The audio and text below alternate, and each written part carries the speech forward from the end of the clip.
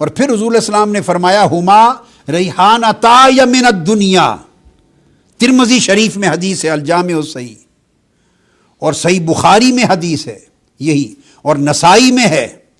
حضور نے فرمایا، ابو ایوب انصاری رضی اللہ تعالیٰ عنہ روایت کرتے ہیں، عبد الرحمن بن ابی نعم روایت کرتے ہیں، آقا علیہ السلام نے، اور یہ حدیث آقا نے فرمایا کہ یہ حسن اور حسین دونوں میرے پھول ہیں، گلشن دنیا کے دو پھول ہیں۔ اور پھول کہنے کا مطلب کیا ہے؟ جسے میری خوشبو سونگنی ہو وہ حسن اور حسین سے سونگے۔ پھر ترمذی میں ہی روایت ہے اور نسائی میں اور ابن حبان میں، حضور نے فرمایا الحسن والحسین سیدہ شباب اہل الجنہ۔ اب ترتیب سے کچھ چیزیں عرض کرتا چلوں۔ پہلے نسب مصطفیٰ کی بات ہو چکی کہ نسب مصطفیٰ کا ذریعہ فاطمہ الزہرا اور سبب حسن اور حسین۔ امام حسین کو اور امام حسن مجتبیٰ کو حضور کا کہ نسب کی بقا کا ذریعہ بنایا اور انہیں حضور کا بیٹا قرار دیا، پھر انہیں حضور کی خوشبو قرار دیا کہ یہ پھول ہیں میرے اور میری خوشبو ان سے آگے ملے گی، اور پھر سیادت حضور علیہ السلام کی امت میں حسنین کریمین سے پہلے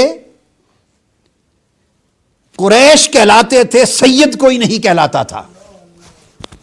آقا علیہ السلام سید ہوئے، حضور علیہ السلام کو سیادت عطا کی گئی، انا سید ولد آدم، میں کل بنی آدم کا سید و سردار ہوں۔ مگر آقا علیہ السلام کے علاوہ باقی سب قریش تھے، سیدنا مولا علی شیر خدا بھی قریش تھے۔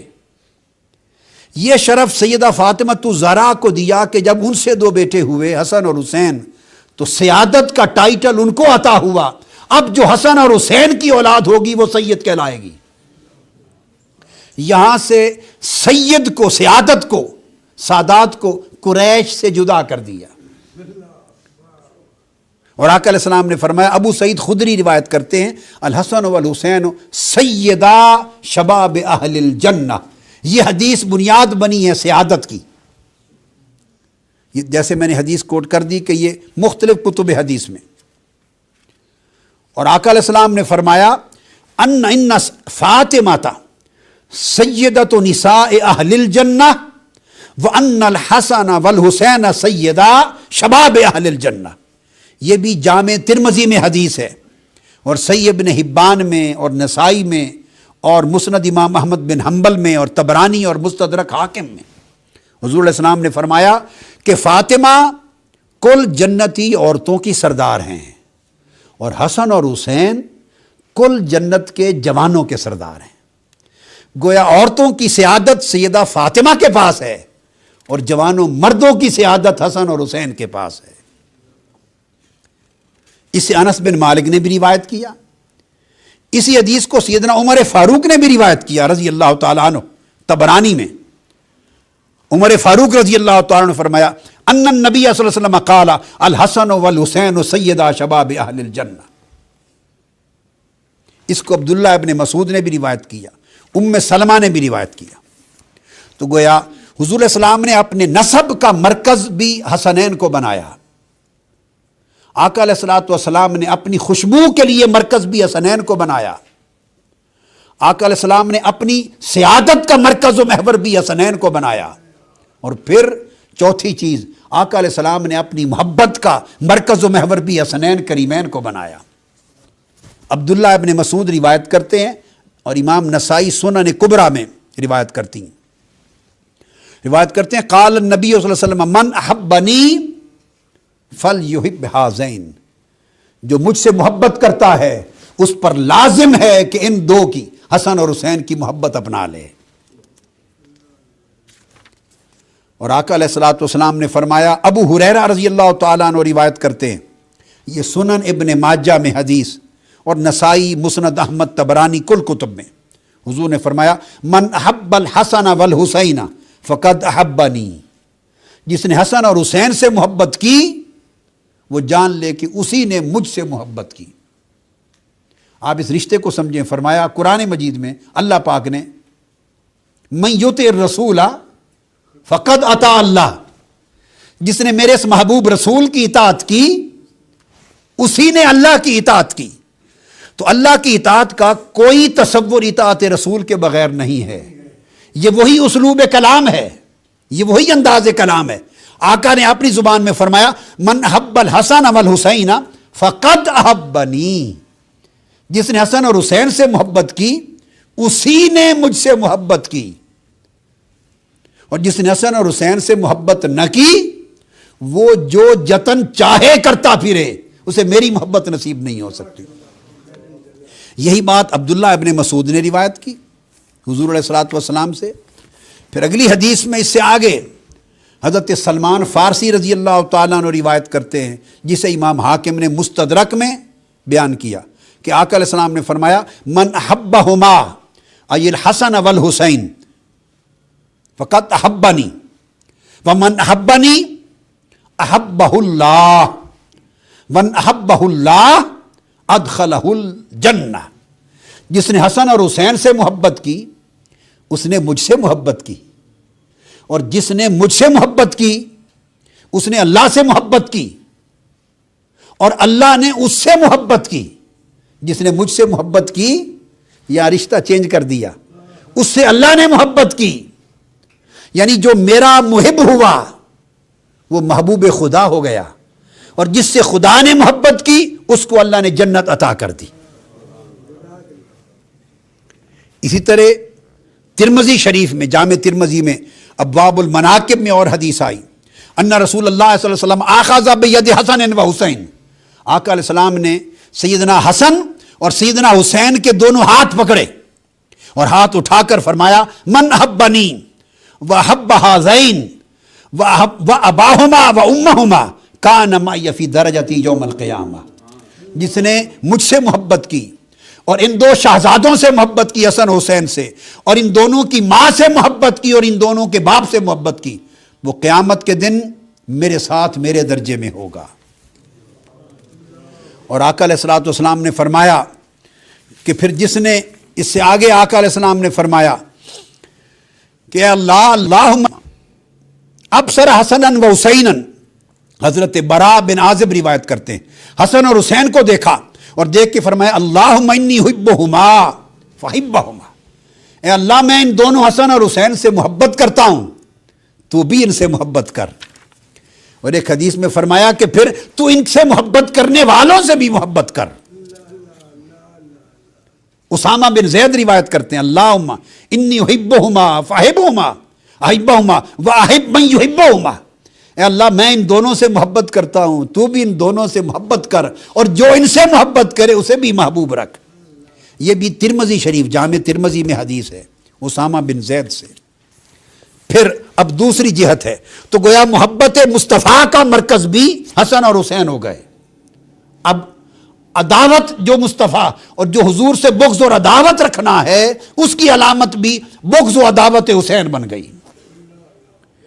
جو امام حسن اور امام حسین سے محبت نہیں رکھتا یا دل میں ان کے لیے بغض رکھتا ہے یا گھٹن رکھتا ہے. بغض کی وضاحت بھی کر دوں, بغض کیا ہے؟ بغض قلبی کیفیت ہے, ماتھے پر لکھا ہوا نہیں ہوتا. کسی کے ماتھے پہ نہیں لکھا ہوتا کہ اس کو محبت ہے, کسی کے ماتھے پہ لکھا نہیں ہوتا کہ اس کو بغض ہے. بغض اور محبت قلبی کیفیتیں ہیں اور ظاہر علامتوں سے ہوتی ہیں. تو فرمایا کہ جس کو حسن بغض ہو تو دل میں گھٹن ہوتی ہے, ان کا ذکر آئے, اگر کسی سے محبت ہو تو اس کا ذکر آئے تو دل کھل اٹھتا ہے, چہرہ چمک اٹھتا ہے, طبیعت فرحت میں آ جاتی ہے, ایک کیف و سرور پیدا ہو جاتا ہے, اور جی چاہتا ہے کہ رات ساری محبوب کا ذکر ہوتا رہے. اگر اس کا ذکر سن کر کیف و سرور ہو تو سمجھو محبت ہے, اور کسی کا ذکر سنے تو دل میں گھٹن آ جائے, چہرے پر یبوست خشکی آ جائے, طبیعت میں اضطراب بے چینی آ جائے, اور انسان کہے جی بڑی ہو گئی بات, اب کوئی اور بات بھی کریں, بڑا ذکر ہو گیا, کوئی اور موضوع بھی چھیڑیں, ایک ہی کو لے کے بیٹھے ہیں. اور جو ذکر کثرت کے ساتھ سننے سے تنگ ہو سمجھو اس میں بغض ہے. حضور نے فرمایا من ابغضہما فقد ابغضنی ومن ابغضنی فقد ابغضہ اللہ ومن ابغضہ اللہ ادخلہ النار. فرمایا جس نے حسن حسین سے بغض رکھا, یعنی جس کا دل جل گیا یا اس نے گھٹن محسوس کی, حسن حسین کے ذکر سے جس کو فرحت نہ ملی, کیف و سرور نہ ملا، اس نے مجھ سے بغض کیا، جس نے مجھ سے بغض رکھا اس نے اللہ نے اس سے بغض کیا، اور جس کو اللہ مبغوض کر دے اسے جہنم میں اٹھا کے پھینک دیتا ہے۔ یہ حدیث ابن ماجہ میں بھی ہے اور سیاستہ کی دوسری کتب میں بھی ہے۔ حضور علیہ السلام نے فرمایا من حب شیئا اکثر ذکرہ، جس کی محبت ہو جائے اس کا ذکر پھر کثرت سے کرتا ہے بندہ۔ تو ذکر حسین محبت رسول کی علامت ہے۔